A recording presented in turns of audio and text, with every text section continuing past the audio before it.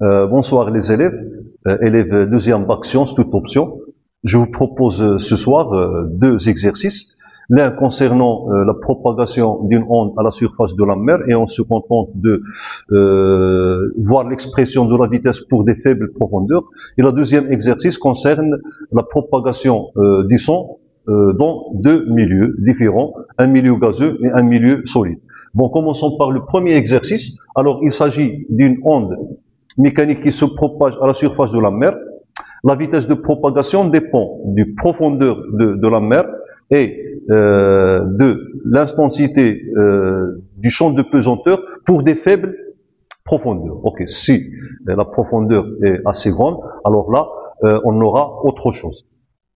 Alors donc, pour la première question, on vous propose trois relations de la vitesse et vous devez choisir la bonne relation. Ok, en se basant sur l'analyse dimensionnelle. Ça veut dire en voyant l'équation aux dimensions de cette relation, est-ce que nous ramène à l'unité de la vitesse. Alors tout d'abord, l'équation aux dimensions de la vitesse, donc V.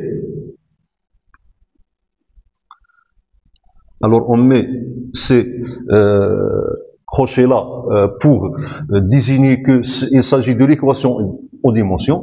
Donc c'est l'équation aux dimensions de longueur sur l'équation aux dimensions du temps. Ça veut dire l'unité c'est mètres par seconde. Bon, pour G, alors G, on sait que l'unité de G a pour unité kilogramme moins 1 fois Newton. Mais donc cette expression ne va pas nous simplifier les choses. Voyons une autre unité qu'on a vue l'année dernière de G qui est mètres par seconde au carré. Ça veut dire autre unité et mètres seconde moins 2.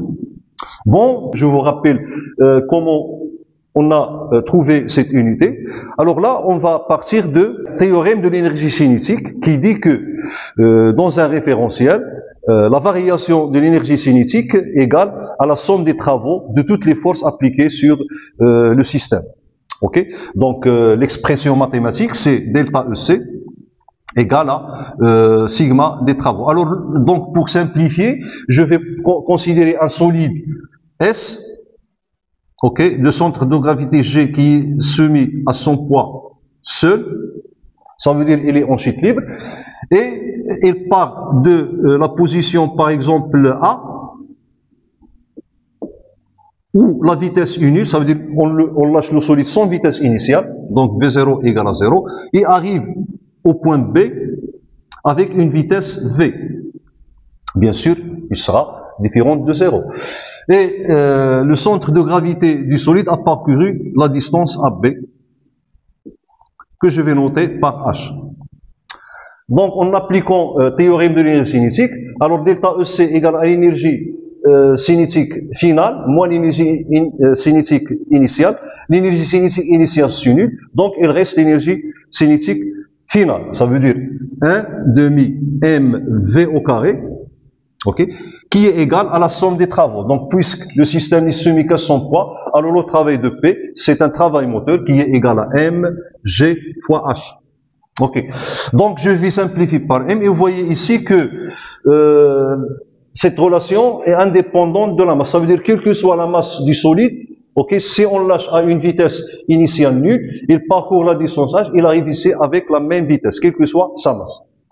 Ça veut dire que G, donc égal à 2 V0 ou bien V au carré divisé par H. Ok, donc si on passe aux dimensions ou bien à l'unité de G à partir de cette formule, ok, ça va donner donc mètre au carré seconde moins 2, ok, divisé par mètre, donc qui est équivalente à mètre seconde moins 2. Je simplifie par le mètre. Alors voilà l'unité. Donc on va nous servir de cette unité. Et de là, donc l'équation aux dimensions de G est la suivante. C'est l'équation aux dimensions du longueur, ok. Ça veut dire l'équation aux dimensions de G, c'est l'équation aux dimensions du longueur divisé ou bien multiplié par l'équation aux dimensions du temps à la puissance moins 2. Donc, je vais me servir de cette équation, de cette analyse dimensionnelle de G, ou bien l'équation aux dimensions de G. Voyons la relation A. Ok, ça veut dire cette relation H fois la racine carrée de G est telle vraiment la relation qui nous donne V. Ok, donc je vais faire l'analyse dimensionnelle de cette relation. Alors, donc H, son équation aux dimensions, donc ici petit a, c'est une longueur. Donc ça va donner l'équation aux dimensions de la longueur. Fois l'équation aux dimensions de G à la puissance 1/2. Donc ça va donner, donc je remplace G par son expression, donc L fois T à la puissance, donc l'équation et dimension de temps moins 2, le tout à la puissance 1/2. Donc, égal. Alors, l'équation et dimension de la longueur fois l'équation aux dimensions de la longueur à la puissance moins 1/2, donc fois l'équation aux dimensions du temps à la puissance, donc moins 2 fois 1/2, ça va donner moins 1. Moins 1. Et donc ici, je trouve que L, donc L, ça veut dire 1 moins 1/2, ça va donner l'équation et dimension de L à la puissance 1/2, fois l'équation aux dimensions de T à la puissance moins 1. Et on voit que cette équation aux dimensions que j'ai trouvée ici est différente de celle-là. Moi, je dois trouver l'équation aux dimensions de la longueur divisée par l'équation aux dimensions de temps. Donc, elle est différente de l'équation aux dimensions de V. Donc, cette relation n'est plus la bonne. Passons donc à la deuxième relation B. Donc, je pars de cette relation.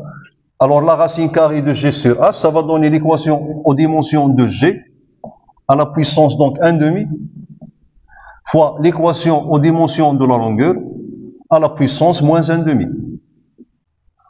Bon, je remplace G, l'équation aux dimensions de G par cette équation, donc ça va donner, donc ça égale à l'équation aux dimensions de L fois l'équation aux dimensions du temps, moins 2, le tout à la puissance 1/2. Donc fois l'équation aux dimensions de la longueur, moins 1/2. Donc ça va donner. Alors ici, donc j'aurai L à la puissance 1/2, ça veut dire l'équation aux dimensions de la longueur à la puissance 1/2, fois l'équation au temps à la puissance 2 fois 1/2, ça va donner moins 1, fois donc L moins 1/2. Alors je simplifie par l'équation aux dimensions de la longueur, et il me reste quoi? T moins 1. Donc il est différent de l'équation aux dimensions de V. Alors donc c'est pas la bonne relation.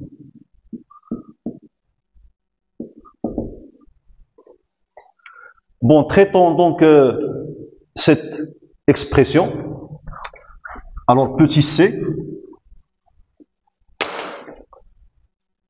Bon, l'équation aux dimensions, ou bien la racine carrée de G fois H, ça veut dire, donc je transforme cette relation en analyse, en équation de dimension, ou bien dimensionnelle, équation à dimension, ça va donner G 1/2 fois H, ou bien l'équation de longueur L à la puissance 1/2.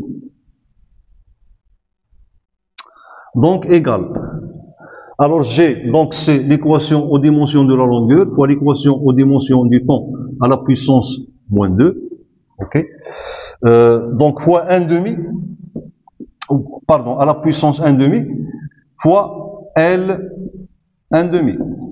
Donc ça va donner. Alors ici on a L à la puissance 1,5 fois L à la puissance 1,5, ça va donner L, l'équation aux dimensions de la longueur. Et T à la puissance moins 2 à la puissance 1,5, ça va donner moins 1. T moins 1. Et vous voyez que cette équation aux dimensions, c'est l'équation aux dimensions de la vitesse. Mètres par seconde. Donc, cette relation, c'est la bonne relation. Voilà. Passons à la deuxième question. 2. Donc, calculons V pour H égale à 0,92 mètres. Alors, donc, on fait tout simplement une application numérique. Donc, on a V égale à la racine carrée de G fois H, application numérique, ok, et on vous donne G 9,8 mètres secondes moins 2.